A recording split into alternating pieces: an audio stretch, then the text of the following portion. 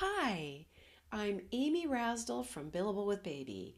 I'm excited you're here because today we're going to cover proposals. Now, the first thing I want to tell you is proposals are hard. I wrote my first proposal for a 100-hour market research project and it took me 40 hours.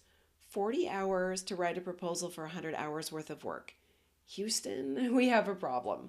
So I want to reassure you that if you find your first few proposals difficult, that's completely normal. Everybody does. Today we're going to cover not only the purpose of a proposal, but also the parts that go into it. And you will leave this video with everything you need to go out and write a solid proposal. So first, purpose. A proposal is a selling document. The objective is to sell and to win the engagement as quickly as possible, right? You want to sell and you want them to agree to your proposal sooner rather than later. So it is a sales document all the way. But as soon as you win the engagement, your proposal really becomes your first project document. And it really provides the basis of the kickoff for your project. So it's important to keep that in mind when you're crafting the proposal. First thing you need to do is outline the engagement objectives. So don't be surprised if your potential client isn't all that clear about what they want. Remember, they're bringing you in to be the expert. So I get this comment a lot from new consultants. They're in touch with me and they say, I'm trying to write this proposal, but the client doesn't really seem to understand what they need. That's very common and it's a little surprising at first. I think people think, they're going to know exactly what they want. I'm going to come in, I'm going to do it. It's not always the way it works. Don't be surprised if there's a fair amount of discovery involved in determining exactly what the engagement objectives are. Sometimes they're crystal clear on the end goal, but really fuzzy on how to get there. And sometimes their end goal is not as clear as you might expect. So don't be really surprised in that. The other thing to know about proposals is my most typical proposal is for 3 months worth of work, but my most typical engagement lasts 9 to 18 months. Now that's not because it took me so much longer than I expected to do the work. It's because once we dig into the project, then we find a lot of other stuff that we can do together. And so that's fine. So don't be surprised if there's a certain leap of faith. It's really part of this selling dance. If you feel uncomfortable at this point, you're doing the right thing, right? Expect to feel some discomfort as you draft and even present the proposal, that it's not crystal clear exactly what you need to do. That's normal and it's fine. So just kind of accept that. Once you've outlined the objectives, then you need to dig into the specific activities. I like to approach it top down, bottom up, and shake vigorously, right? I want to approach the objectives from a few different directions so I really surface all the activities that I think I'm going to do. And then I start putting together some hours for how much time I think it's going to take. And that puts me into kind of what I'm estimating in the proposal. So that's a good way to do it. Top down, bottom up, shake it. And then I like to do a quick gut check on if I were buying this, whatever the deliverables might be, how much would I expect to pay? And I'll give you a quick example. I did a project for a client who was intending to produce, and my job was to produce a 10 webinar series. And they wanted to start with the pilot. So when I did all my top down, bottom up, shake vigorously, I came up with about $15,000 worth of work. When I stepped back and did a gut check, I just felt like I wouldn't really want to pay more than $10,000 for a pilot webinar. So I went back in and I streamlined some of the activities. I pushed anything that wasn't absolutely necessary for the pilot into a future phase that we would capture moving forward to get a little bit closer to the $10,000 mark. So that's what I mean on that. And here's another great trick for proposals and then project execution. Try to have something concrete that you deliver within the first 30 to 60 days, especially if you're expecting a longer engagement. once you deliver something concrete, especially if it's a client that hasn't worked with you before, everyone kind of relaxes a little bit and it will make everything going forward easier. That's a good trick to remember, especially with a new client. Next thing we need to do is start thinking about pricing structure. There are an infinite number of ways to price. There's lots of schemes. There are whole books dedicated to pricing schemes. I just want to tell you, getting started, that the easiest way to price is what's called time and materials, and that's really just hourly billing. It doesn't mean that your proposal just says, here's my hourly rate and we're going to do the project. I do give some estimates in there, and I tend to put quite a bit of detail into my proposals. Remember, the proposal is a selling document. I want the client to look at my proposal and walk away thinking she knows exactly what she's going to do.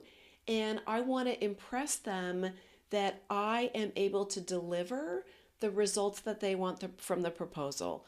So it's important that the proposal really be high quality. And in order to really demonstrate my grasp of what they need, I provide quite a bit of detail. So there are estimates as I go through, but it's still clear in my proposal that I'm billing by the hour. The next most common billing method, or rather pricing method, is fixed bid.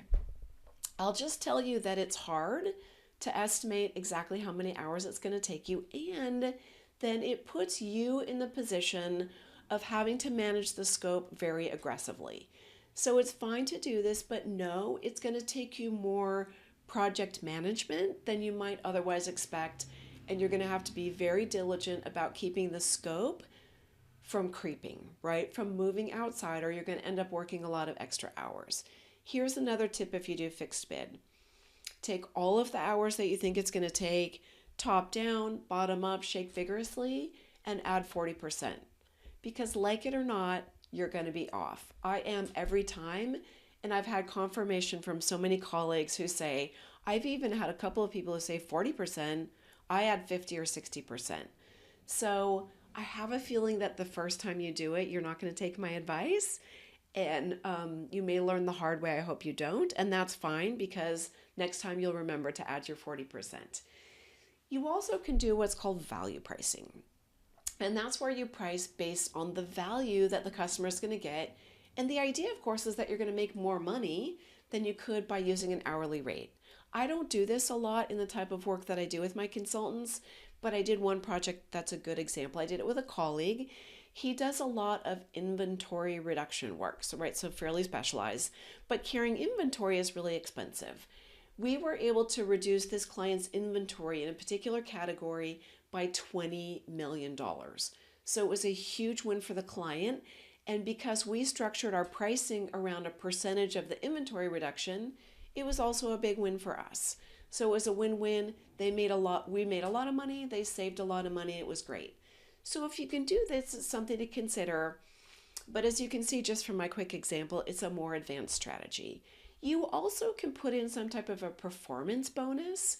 So if you hit certain numbers or dates or milestones, if they have something very specific that they need, you can participate in a little bit of upside by having a performance bonus. And then you can do any combination of the things that I've just outlined, right? Time and materials, which really is hourly, fixed bid, value-based, performance bonus. You can mix those all up. And that's why I say there's an infinite number of ways. Just remember that time and materials are hourly is the easiest place to start. So I encourage, if you don't have a lot of experience, I encourage you to start there if it makes sense for your client and the type of work that you do.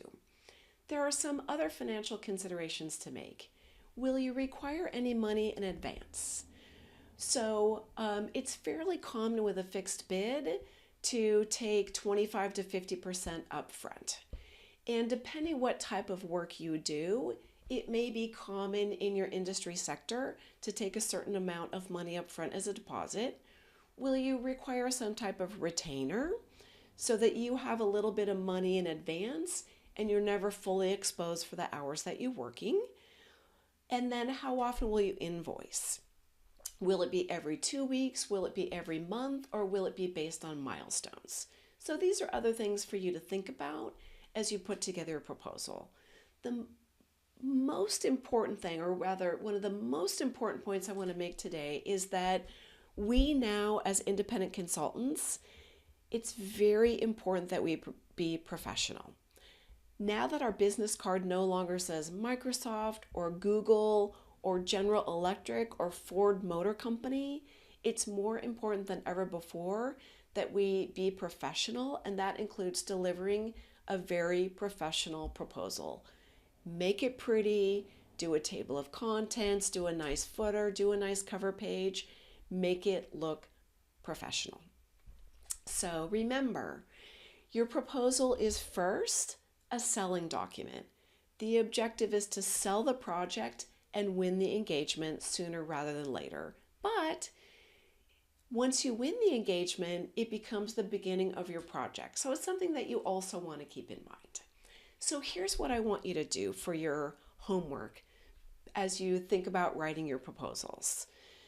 Think about pricing structures and how you will structure your fees, as well as the other financial considerations. Think about how it works for your prospective clients, and think how it works about you in your own business. And then be ready to deliver a proposal quickly. So once you're sitting across from a prospect and they say, okay, they look around at their team and they say, that looks great, can you do a proposal?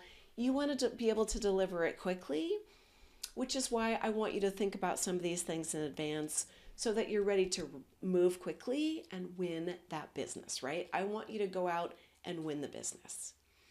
And if you're feeling like you need a little additional help, and maybe you'd like to talk about some of more details around proposals or other steps to take to build a successful consulting business, grab a call with me, 15 minutes using the link below. You can go ahead and schedule that. We'll jump on the phone. I would love the opportunity to just get on the phone with you and have a better understanding of you and what you're trying to do and what you're struggling with as you build this business. And some of your issues, and I really want to dig in so that I can help you come up with a clear plan of what your next steps would be. Whether that includes one of my programs or not, I just want to dig in there and help you do it. Remember, the mission of Billable with Baby is to liberate corporate working mothers so they have the freedom and flexibility to raise their children the way they wish. I want to empower you to go out and live the life you deserve. And that includes your career. I want you to know that you can go out and do consulting. You can still have a meaningful career without sacrificing career trajectory or pay. Just because you're working for yourself doesn't mean that you have to make less money. If I can do it, you can do it.